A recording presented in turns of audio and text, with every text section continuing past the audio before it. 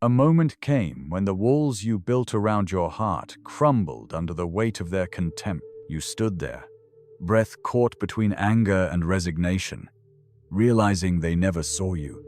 They saw only the space you left unguarded. In that silence, you felt exposed, stripped of the defenses you'd worn like armor, naked to their judgment. They smiled politely, but behind that mask was a calculus of control, a hunger for your compliance. They apologized only because your indifference became their new threat. You remember the sting when their words shifted you asking for respect, them redirecting blame as though your demand was a crime. You flinched, and they pounced. They didn't acknowledge your pain. They weaponized it. You swallowed your hurt, waiting for the moment you'd reclaimed your voice. And when you finally spoke, they recoiled, unaccustomed to a response that didn't feed their narrative. That moment of lost power is the crucible. It reveals the truth. Respect isn't given, it's seized. Your silence was always their playground. But in that crack of vulnerability, you glimpsed their fear. Fear that you might stop caring. And once you stopped, you shifted from hostage to adversary. The quiet in the room grew heavy with their uncertainty, and you tasted freedom in their doubt. Don't mistake this for comfort. It's the beginning of a transformation that spares no weakness. You'll learn to watch people scramble for the script they thought you'd follow. You'll savor their hesitation when you refuse to bow. If you're done playing the victim, subscribe and harden your resolve. Then step into the void they left behind and discover what you were always capable of. Comment if this truth cuts deeper than any apology. They thought your calm was weakness, mistaking your composure for compliance. In their eyes, a steady gaze meant you had no fight left, that you'd be broken by their next jab. But every time you held your silence, you collected fragments of their strategy, the flicker of impatience, the slight curl of a contemptuous smile, the carefully measured words designed to bait you. You catalogued their tactics not to analyze, but to dismantle. You learned that power doesn't roar. It waits in the quiet, ready to strike when they least expect resistance. You recalled a second confrontation, the one where they tried to shame you with their version of events. Their narrative was pristine, polished by omission and coated with feigned concern. They leaned in, eyes glinting with anticipation, expecting you to stumble, to beg forgiveness. Instead, you met their gaze and watched their confidence falter. In that instant, your presence became a mirror reflecting their own duplicity. They saw the cracks in their facade. Your refusal to play along was the dagger that slipped between their ribs, leaving them off balance. Notice how it felt to see them blink first, how satisfying it was to occupy that space of unexpected dominance. It wasn't about outshouting them, it was about outliving their scripts. While they scrambled for a rebuttal, you stood unmoved, a dark silhouette against their panicked scramble for control. They tried to redirect your anger back onto yourself. "You're too sensitive," they sneered, knowing that self-doubt was their greatest ally. But you recognized the pattern. You refused to argue your pain. Pain is private, power is public. Then came the isolation tactic. They whispered rumors, enlisted allies to your dismay, crafted a chorus of skepticism around your credibility. Each whisper was a nail in the coffin they thought would bury your influence. But you watched as their conspirators hesitated, ashamed by association when they saw your unwavering stance. When someone finally broke ranks and approached you in private, apologizing for the rumors they'd spread, you didn't congratulate them. You offered only the cold truth. They rallied against you because they couldn't rally against themselves. Their gratitude was hollow, but in that moment, you tasted the true cost of your defiance. In the aftermath, you realized the battlefield was far broader than you imagined. Every interaction became an opportunity to assert your presence, to remind them that respect isn't negotiated. It's imposed by your refusal to diminish yourself. You watched colleagues avert their eyes at your silence. Lovers hesitate before speaking. Competitors retreat when you didn't flinch. You became a phantom chill in the room unseen, yet undeniably felt. This is the genesis of your metamorphosis, from the wounded to the unassailable. You carry the scars not as reminders of defeat, but as trophies of survival. Each scar maps a lesson they taught you how they fight. You teach them what happens when they underestimate you. They labeled you cold when you refused to warm to their deceit. Good. Cold is the temperature of steel. It bends without breaking, and when it strikes, it cuts deep. Do not seek comfort in the shrapnel of their retreat. Instead, lean into the isolation that comes with unyielding resolve, because once you've felt the recalibrated gravity of your own will, there's no returning to the orbit of their expectations. Your presence becomes the ultimatum. Adapt to the new order or be forgotten in the cold. They will come back with subtler tactics, sympathy, intimidation wrapped in a velvet glove, false camaraderie. But you have already learned their playbook. You smile without warmth, listen without anticipation, and strike without warning. In this relentless dance, they realize you are neither puppet nor pawn. You are the strategist, a shadow casting doubt on their every move. Hold this posture. Let it settle in your bones. Never comfort yourself with the idea that you've moved on. You have evolved, and evolution leaves no room for the past. They returned with quiet smiles and sharpened tongues, hoping to find a crack in your newfound armor. You watched as they approached, this time with gifts of feigned respect, compliments laced with condescension, and invitations designed to ensnare. They believed flattery could reclaim your allegiance, that a well-placed praise would soften your steel. But you felt nothing. Their words slid off you like water off a stone, leaving only the faint echo of their desperation. In their eyes, you were a puzzle they'd once solved. Now they faced a stranger who refused to answer. They tested your boundaries with casual requests. Just this once. They coaxed each phrase a calculated probe for your compliance. You met each offer with measured silence, your stillness a rebuke sharper than any refusal. They realized too late that your value wasn't found in your yes, but in your unwavering no. Then they shifted tactics again, weaving guilt into their narrative. They reminded you of shared history, whispered regrets for pain they inflicted, painting themselves as victims of circumstance. They expected you to yield to comfort them, to console them because they believed your empathy was their safety net. But empathy is not weakness. It's a choice you withdrew. Their confession became a twisted confession of control. You watched them unravel, owning their misdeeds yet pleading for absolution they didn't deserve. Every plea was a lesson in projection. They spoke of your coldness as if it were a disease, hoping you'd reach for warmth to prove your humanity. You didn't flinch. You let the room grow colder. Your absence of reaction became the mirror, reflecting their own flaws.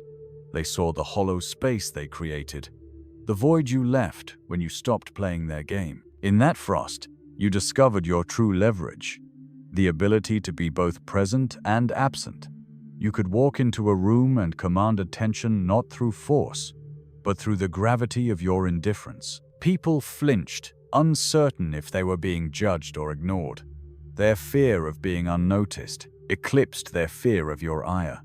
You had become the threshold they dared not cross. They tried once more, this time with celebration milestones, congratulations, invitations to join their victories. They believed generosity would break your resolve, but true generosity requires no audience. You observed from the perimeter, a silent guardian of your own worth.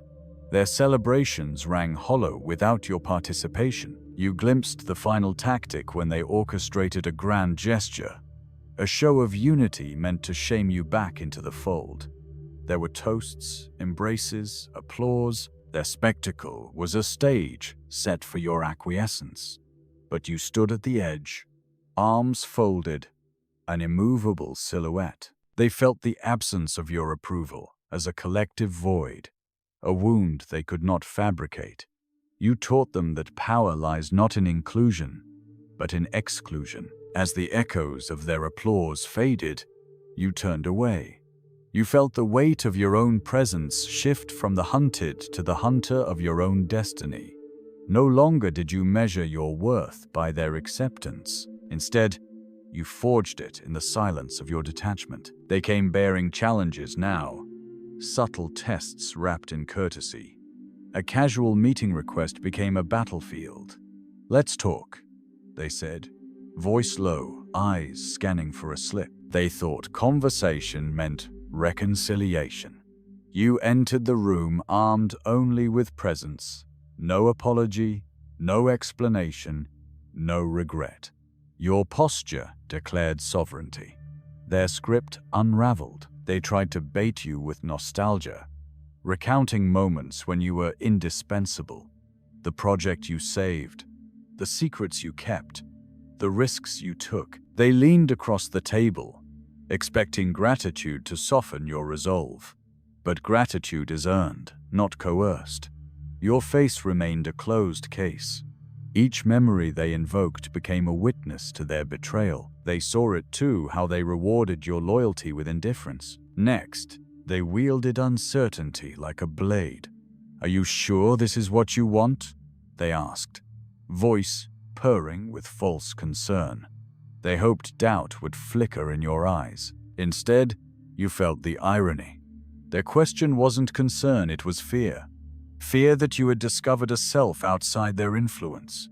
You met their gaze and let the silence fill the space between you. In that void, they begged without uttering a word. Then they attacked through absence, ghosting your messages, avoiding your calls.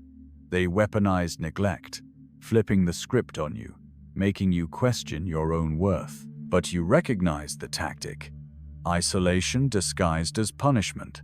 So you amplified their tactic, ignoring their absence until it became unbearable. When they finally broke, forced to explain, you offered no comfort. You simply observed their desperation.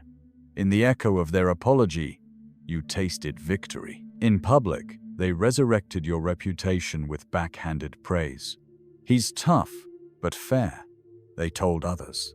They recast your detachment as virtue, hoping to enlist admiration for their own benefit. You watched the crowd's reaction, awed murmurs, hesitations, but you refused to claim their praise. You let it hang in the air, unclaimed. Let them wonder why the one they extolled did not step forward. You felt the shift when colleagues hesitated to approach you. Lovers paused before speaking. Rivals reconsidered their approach. Your reputation became a weapon in itself, a rumor of your unavailability that spread quietly but powerfully. You learned that the strongest influence is not the loudest voice, but the absence that compels attention. In solitude, you reviewed each encounter, cataloging their moves and your counters, not to relive trauma, but to refine your strategy. Every betrayal became data, every apology, a confession of their fear, every avoidance, a tactic to exploit. You distilled their methods into a code you could anticipate, intercept, and outmaneuver. Yet power without purpose is hollow, so you set a new standard. Every interaction demands your full presence or none at all. No half measures, no reluctant kindness. If they sought you on your terms, you granted an audience. If not, you remained an enigma. You became the gatekeeper of your own value. Feel how your chest expands with each boundary you enforce. Notice the electric tension when someone dares to cross it. They hesitate, recalibrate, or retreat. That hesitation is your domain. You own that split second of uncertainty. That moment frozen in their mind is where you seize control. Do not mistake this for cruelty.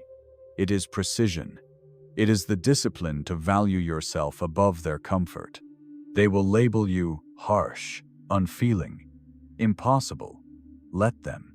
Labels are their attempts to bind you with words. You are already unbound.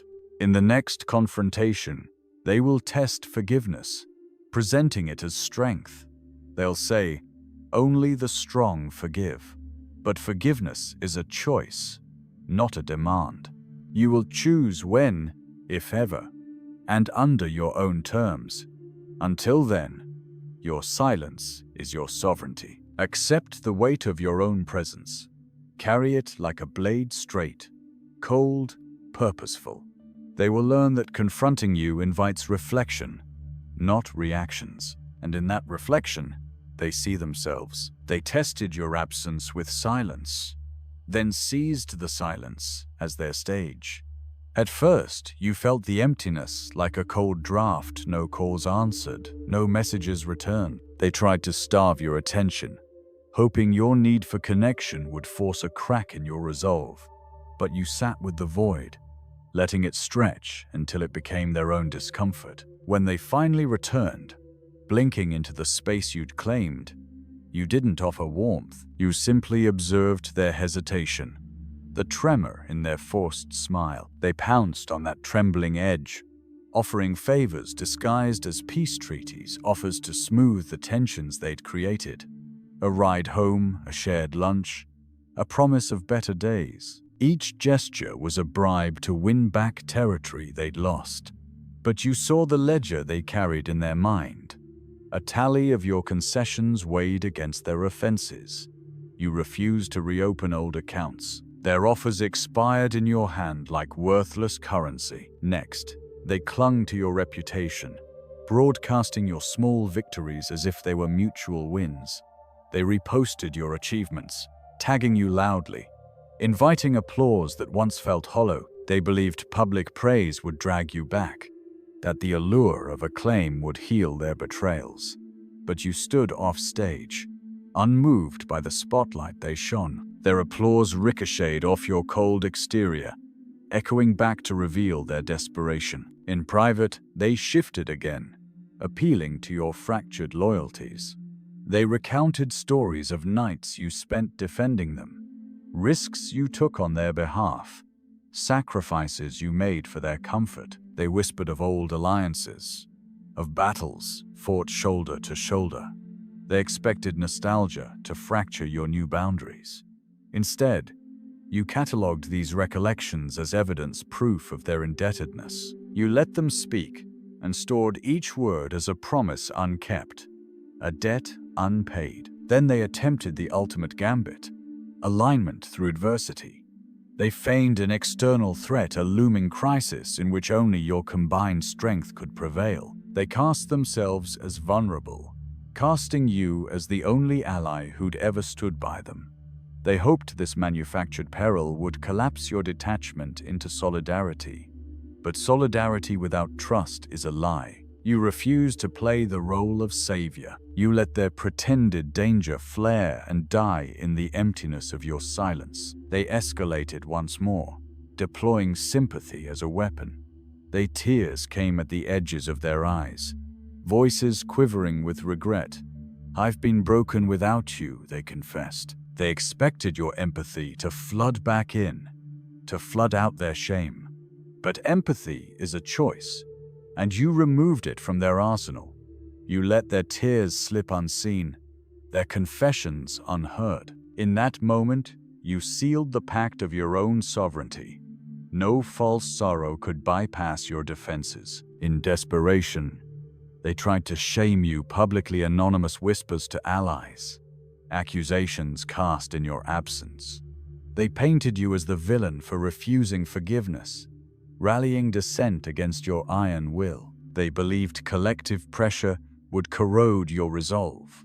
Instead, you watched the murmurs stumble into silence as people realized the narrative didn't hold water without your reaction. Without your confirmation, their story collapsed under its own fabrication. Through every tactic, silence, gifts, praise, nostalgia, crisis, sympathy, shame, you remained the unmoved observer. You didn't counter their moves with equal force. You countered them with absence of reaction. Your stillness became a higher form of engagement, proof that your worth was independent of their valuation. Feel the weight of that realization. Power isn't won in the roar of rebuttal, but in the quiet conviction that you need no ally to define your value. You are not a product of their actions. You are the author of your presence.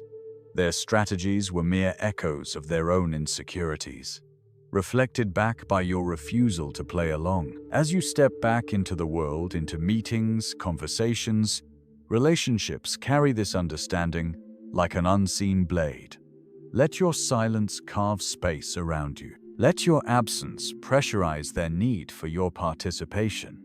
Let them wonder what your next move will be, because they cannot predict the behavior of someone who answers only to themselves. This is not cruelty. It is clarity. It is the discipline of inner detachment that breeds unshakable power. It is the Machiavellian shadow method in its purest form. Reveal yourself by withdrawing yourself. You are no longer the backdrop for their ambitions.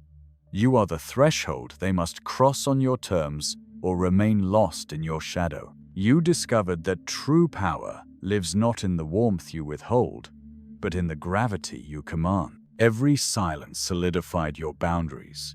Every absence amplified your presence.